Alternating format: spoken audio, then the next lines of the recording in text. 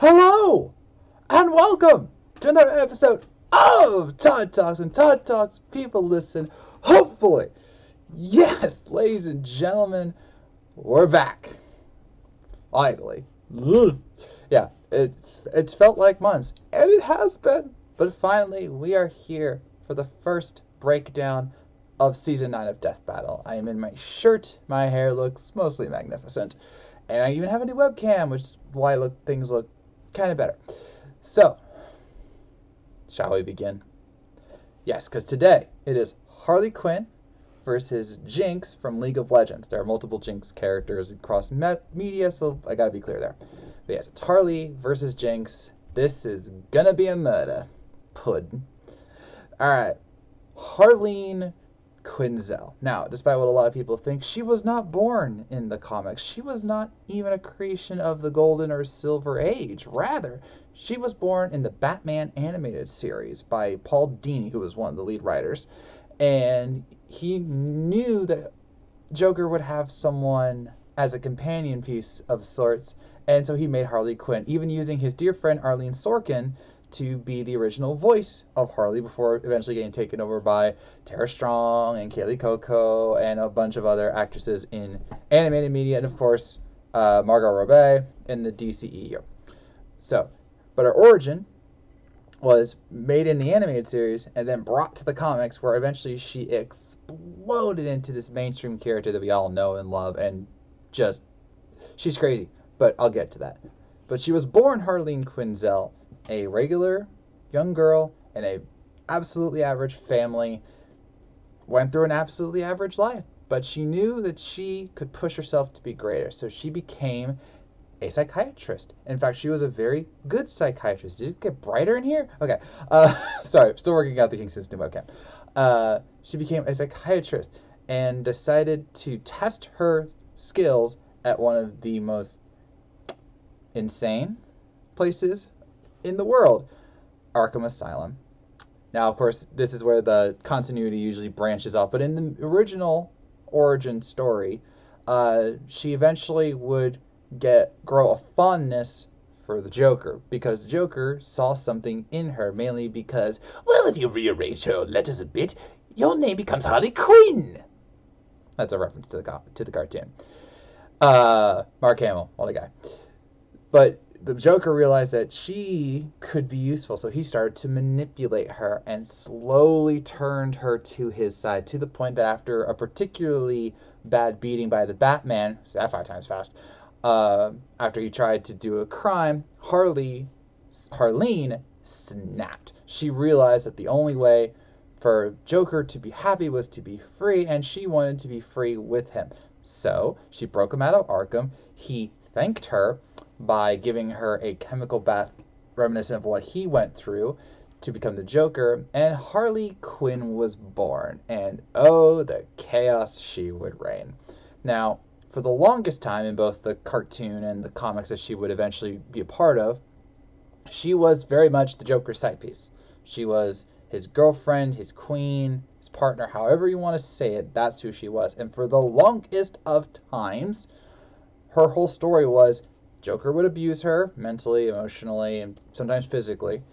If you remember the actual Mad Love origin story from the cartoon, he actually pushed her out a window because of her plan to get Batman, which actually worked, but we'll get to that.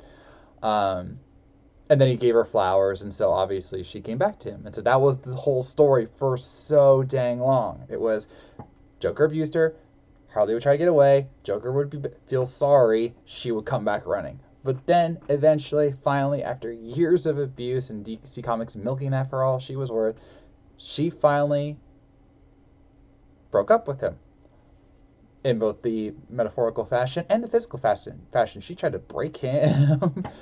And thus Harley Quinn became her own independent woman, not unlike we saw in the Birds of Prey movie or the Harley Quinn TV show. And through that, she got to have a whole bunch of new experiences, which was not just the New 52, where she was actually part of the Suicide Squad, which was why she was in the DCEU movie of the same name, but she also got her own solo series, which was made by the legendary Jimmy Palmiotti and his wife Amanda Connor. Great people. I know them personally. And she had her own adventures throughout the DC Comics universe, even making her own band of Harleys. Believe it. Like that solo run was very much what inspired the Harley Quinn animated series. Okay, Amanda Connor even did some of the concept art and styling for it. So there you go. So as such, she's been around since 1992. So this is her 30-year anniversary. Even more perfect that she's arriving in Death Battle right now. And because of her adventures across the multiverse of DC Comics, she's had a variety of styles and abilities and equipment that she will hopefully be able to use in this Death Battle. As what you might call a street level character in many aspects, her weaponry, for the most part, is pretty basic. She uses guns. She has of course, her trademark mallet or her baseball bat, which is popular in DCEU. And she has a bunch of gag weapons because she worked with the Joker. Some of which you might remember from Injustice and Injustice 2, like with the pie bombs and some of the other things. But she's not afraid just using basic guns and bullets and rocket launchers and machine guns and whatever is handy to her. But she's also not afraid to use various kinds of explosives that are very creative. In one fight with Shazam, believe it, she actually had an exploding mallet which she threw at him so he would catch and then go poof, So and then abilities-wise, she's actually one of the most capable fighters in all of the the DCU, which is actually saying something because there's a lot of capable fighters, including a certain family that I'll be getting to in a sec. Not to mention, she is an incredible acrobat. All right, she might have been a psychiatrist, but she was incredibly gifted physically to move around a lot, and she's shown that in various fights with Nightwing, with Batman, with Catwoman, with Joker, with Deathstroke, and more. Black Canary. And so she's actually a very gifted fighter. And then she uses her psychiatry in fights at times to help get mental advantages over people, which kind of sounds nuts because when we think of Harley, you think of Puddin', and you don't think of her as a smart fighter. But when she's driven to do something, she's not afraid to F with your mind. I'll give you a great example. This one time, she was going to go kill the Joker. She failed, obviously. But she wanted to kill the Joker, and so she went and used every trick in her arsenal to get past all the guards at Arkham Asylum, including one who she knew had their child killed by the Joker. And so she dropped the bomb on that guy, revealing that, yeah, it was the Joker that killed your son. It wasn't tetanus. The Joker caused it, and that let him leave. And other times she's used it to just mentally screw with people to get the upper hand. Great example was I don't want to say terrible, but it was really not really good, Heroes in Crisis miniseries. At one point, long story short, there was a sanctuary for heroes who had trauma and they could get it handled. There was a massacre there, and it was believed that Harley Quinn was the culprit. She was not. And so the Trinity, Superman, Batman, and Wonder Woman, went to go get her. And she beat them. Mentally. How? She had a previous adventure with Wonder Woman, and because of that, she knew that she would be sympathetic to her. So she actually went in and hugged Wonder Woman, which led to her grabbing the lasso of truth and wrapping it around Batman's neck. And so she used him as a hostage and got him to admit via the lasso of truth that he had kryptonite in his belt, which she used to depower Superman just enough so she could get away. So she beat the Trinity mentally, if not physically. So that's pretty impressive. And her antics across all of these multiversal adventures just get more and more insane and crazy as you go on. And because of that, she's actually fought and beaten a whole lot of people. She's actually matched Batman in hand-to-hand combat multiple times, including actually blocking a shot of his, pummeling him multiple times with her hammer. She's fought and beaten the Joker multiple times, including in their, I believe, don't remember how the breakup exactly happened. I didn't read that issue, but she has fought and beaten the Joker She's fought Black Canary. She's fought Wonder Woman. She actually beat Wonder Woman by gassing her, which was pretty cool. I'm not gonna say what happened next, but she's in one of the animated movies. She actually beat Nightwing. They had a nice big acrobatic battle, and she beat him enough so that she could literally tie him up and just interrogate him in her room, and then things happened after.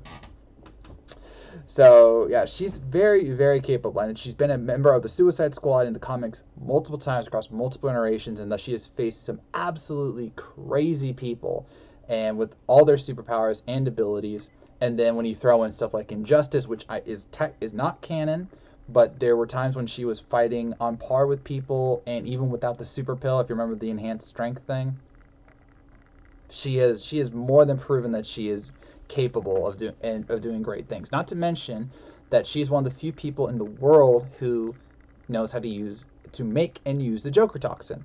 In fact, it's specifically stated that she's immune from toxins, not just because of Poison Ivy, who gave her a special serum so that they could touch, but she reverse engineered the Joker toxin so that she could have an antitoxin for it, which obviously is incredibly handy.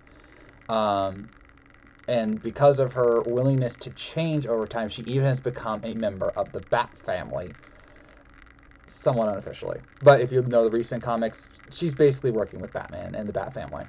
So she's come a long way, and that's actually really cool. Now DC Comics, still don't go all the way as they should with her, like with her relationship with Poison Ivy, which they seem bent on sabotaging every time in the main continuity, but not in the side stories. The side continuities, they'll let them hook up all the time in those, but in the main continuity, nope. But yeah, she's come a long way, and she's much better than you might realize. So, all right, and now League of Legends. I want to apologize ahead of time. I never played League of Legends. and I never will. It's not that I hate the game; it's just I have no interest. So, but in the land of Runeterra, there are two cities named Pildiver.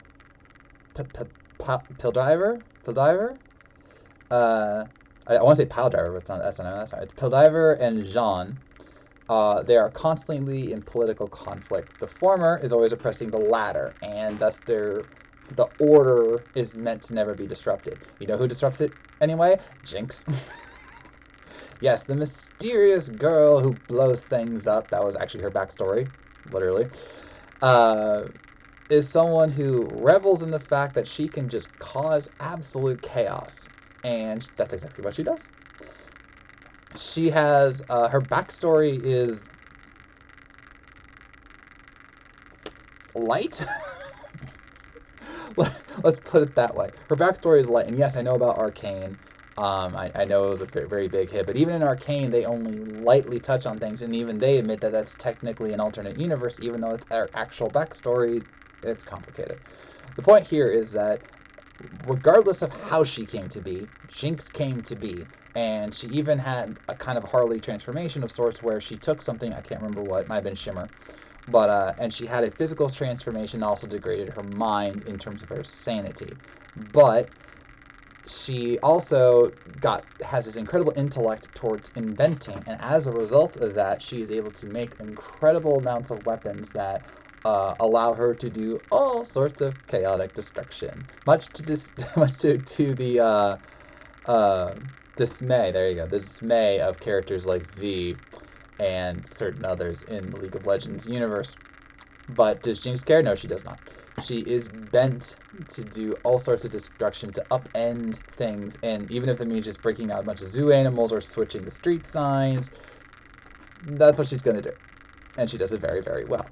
Now, obviously, she needs to be very crafty in order to get her jobs done and to get away, and as a result of that, she has a variety of weapons and abilities that she can use, including the Fire Chomp, the Pow Pow. Did I say Fire Chomp? I think that's right. Yeah, Fire Chomp. Then there's the Zap, which is a lightning arc gun. She has a teleporter, which we know is, I saw that in the preview. She has her rocket launcher, which is also a pogo stick. It's a laser cannon also, so there's that you need to consider. And she has just this mechanical mastery of just creating these destructive devices. If I'm being incredibly roundabout about these things, it's because it's actually really hard to define things about Jinx outside of her weaponry. I looked up her backstory, and there was like one or two stories on it, and then of course there's Arcane, but there's still a lot we don't know about her, and that's obviously a stark contrast to Harley Quinn. But you got to work with what you got, which is probably why, if you really think about it, we haven't gotten a League of Legends character until now, despite the massive popularity of the series. Because like, what are you gonna talk about? But we can talk about what she does in combat because, much like Harley, she is incredibly adept at using chaos uh, to her benefit. Not to mention, she's actually rather tactical, not just in how she uses her gear, but she's been known to uh, sow a battlefield with items to place them perfectly on the fly in order to create maximum collateral damage because she just doesn't care. She just doesn't care. And as a result of that, fighting her is anything but basic. So, this is where the things do get a little tricky because she does have alternate skins, which give her enhanced abilities, more incredible abilities, and it's actually a little hard to determine what Death Battle is going to use. I'll give you an example. There are technically, the ones that I saw, there are 9 skins, okay, for Jinx. 2 of them I saw actually gave her enhanced abilities. One was the Odyssey Jinx, and the other was Star Guardian Jinx. I don't think they're going to use them because that's different characters, different interpretations. It'd be like if we used the Injustice version of Harley Quinn where she had like the Superman pill, which put her on par with every other superhuman on the planet. That would be unfair because that is an interpretation of Harley Quinn, but it's not the interpretation. So I'm not sure. I would be shocked if they use it. We know that she does have a teleporter in her base form, and I'll get to that. But I don't know if they'll use, and not to mention the Star Guardian puts her on like universe level and have her travel like massively faster than light. Like, okay, that obviously would be a stomp if that was used. So for now, let's just say we're using base Jinx because that's what Death Battle tends to do. She does have a teleporter, which she uses to go and transport to either a certain spot or to a allied structure. It's not, to how I interpreted it, it was not an instant teleport, so it's not like Nightcrawler where it goes boom, boom, boom, boom, boom. It's not like that. There is a charge time, and you can't spam it, otherwise that'd be broken. You know all about that, don't you, League of Legends? So, and then but she also got these mechanical fireflies, and she can summon hundreds of them to just absolutely lay waste to a battlefield. And then if we take her abilities in League of Legends a little more literally via her specialties and techniques and bonuses, when she takes down an enemy, she actually gets a speed boost. Her zap gun, which is the lightning arc gun, if it hits an opponent, it actually slows them down, and if they're invisible, it reveals them. And she has a thing called Excite, I think, and that increases her stats. She has a lot of stat increases, which is good for her obviously because it can help her mainly in combat speed and attack speed. So that's something you definitely got to look out for. Jinx is just chaos. I mean, I wouldn't be surprised if they actually based her off of Harley Quinn and just like amped her up a little bit. But yeah, now her weakness is that because she's so mentally unstable, and she is mentally unstable. Okay, this is not an act. This is not, like a dual personality sort of thing. She does have a tendency to sometimes hallucinate certain things in battle if she gets reminded of her past, which again we don't really know about. And as a result of that, she can be wide open to attack. But whether that'll actually kill her is debatable. Again, she's gone, as the preview noted in Arcane notes, she's gone up against Pilldiver, or however you say the name. Their forces like V often and just outsmarts them. In one case, she wanted she she painted a very irresponsible picture of V and warned that she was going to go rob this vault. Okay, it's a massive vault. And so V and her fellow wardens decided to, wait outside the vaults and make sure that she didn't do it on the date that she promised to do it. One problem, she was already there. Yeah, she was already inside, and by the time they realized it and got inside, the place is already wrecked.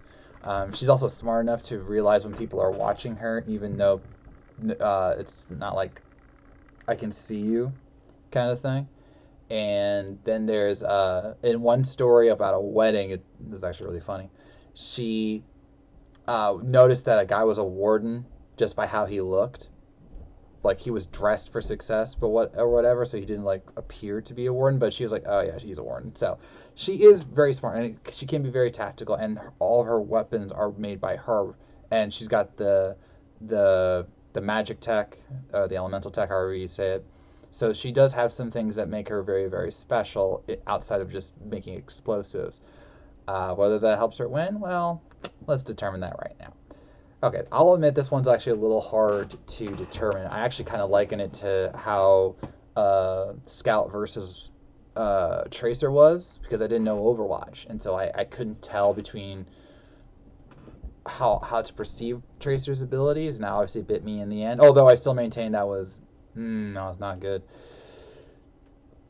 For this one, it's tricky because we don't know the extent of which they're going to calculate Jinx's abilities. Because here's the thing. Outside of Arcane and certain trailers and certain other things, Jinx has no backstory. We don't know what all she's capable of. And again, that's probably why they were more than happy to wait till now, because at least with Arcane, they could have more of a visual about what she can do and have actual canon matchups to go off of. Her abilities are good between her explosives and just the amount of destruction she can wreak. She is meant to be this chaotic element on the battlefield and just to blow everything up. So, but she's smart about doing it. My problem here is that while she does have an arsenal that could overtake Harley Quinn, that doesn't mean she will. I'm going to liken this to another episode, and that's Joker versus Sweet Tooth, because everyone was thinking, because they were going to give the Sweet Tooth ice cream truck to him, there was no way Joker could win. I actually thought the Joker would lose. But then they reminded us that not only has Joker endured just an immense amount of pain over the years between Batman and Superman and all the other characters of the DCU, all he needed was one shot of the Joker toxin to win. And that's the problem here, because Harley should have access to the Joker toxin. As I mentioned in one of her stories, she actually used gas to take down Wonder Woman. And it's Harley the first time that something like this has happened. And between her time with the Joker, with Poison Ivy, and with her Harleys and on her own, she's used a variety of things, including probably the Joker toxin, to get the victory. She's taken down, she has fought, beaten, or at least seriously injured multiple high-level fighters in the DCU, including shooting Catwoman to the point where Batman had to save her had to save her, but let Harley Quinn get away because of the graveness of the shot. And again, Harley's beaten Nightwing, who, as we know from his death battle, is an incredibly competent fighter. Yes, it was in an animated series, but they've also fought in the Arkham games and so on and so forth. With the Suicide Squad, she's faced Deathstroke and Midnighter and top-level fighters and all of that. And if she has the Joker toxin, all it would take would be just to expose it to Jinx and she's done. Now, you could argue, but Jinx might get away, especially with the teleporter. That's true, but that doesn't mean that again, it's tricky how we define this, but all it takes is if they give her the Joker toxin, all it takes is one shot.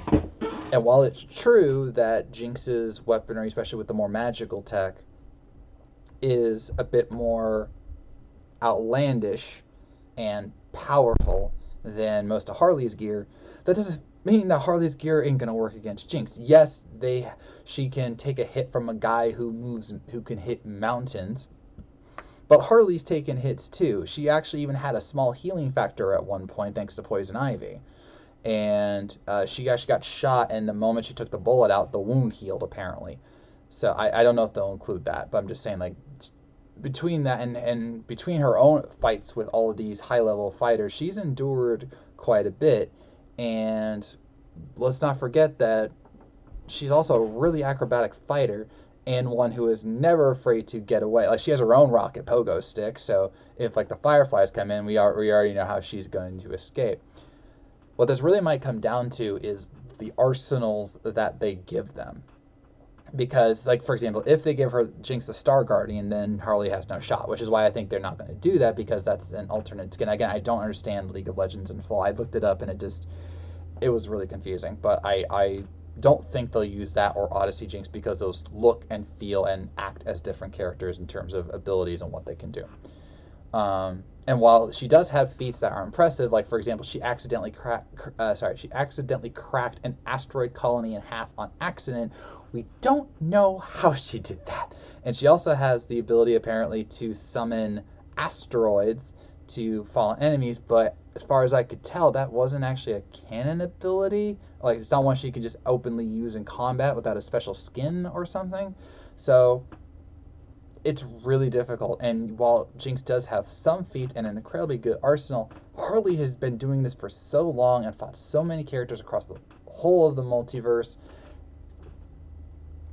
It's really hard for me to go against Harley. And I'm not even saying this because of bias, because I know her more than Jinx. It's just that while Jinx has this incredible arsenal, Harley's endured her own arsenal. She's in a world filled with superpowers, a universe filled with superpowers, and she's had to go up against these people all the time, and has used her brain, her acrobatic ability, and her own weapons to get around them. And that might be more than enough to take down Jinx. And even though she doesn't know Jinx's backstory, if she could use her own psychiatry abilities to screw with her, that might leave her open to a death blow or the Joker toxin. And while the teleporter is a factor, I don't think it'll be the factor in this fight. So between her wealth of experience, her knack for getting out of situations that should surely kill her, her own weapons, which are both basic and yet extremely useful, or wacky, I think Harley Quinn has got more than enough to handle Jinx. So thus, I am picking Harley Quinn to win the first death battle of Season 9. Oh, I pray I'm right. If you recall, I lost the first fight of Season 8. I really want to start with this one off with a win, but we'll just have to see. So with that, I'm ending this episode of Todd Talk. Who do you think is going to win between Jinx and Harley Quinn, and why? Are you excited for this 3D fight? I know I certainly am. And who do you think will be the second fight? Let's already start getting our predictions going for the rest of the season. Let me know in the comments below. So, I thank you for watching. If you made it this far, I know you were listening, and I'll see you around.